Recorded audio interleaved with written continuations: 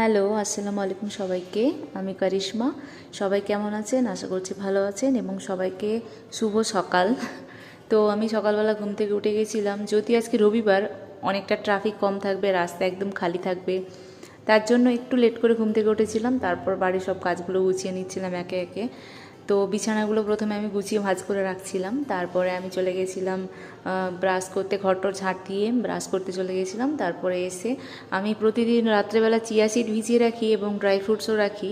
এই কিছুদিন ধরে আমার ড্রাই ফ্রুটসটা খাওয়া হয় না, টাইম পাই না বলে।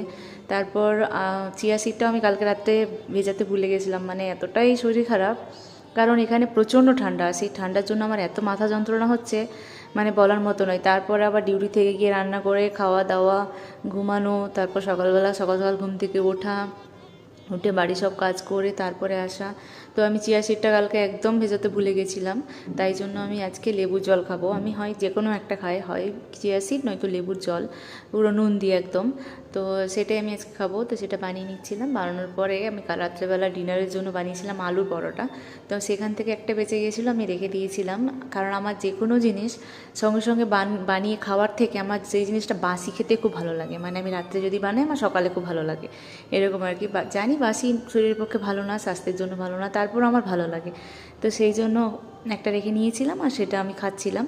তো খেতে অসাধারণ লাগছিল।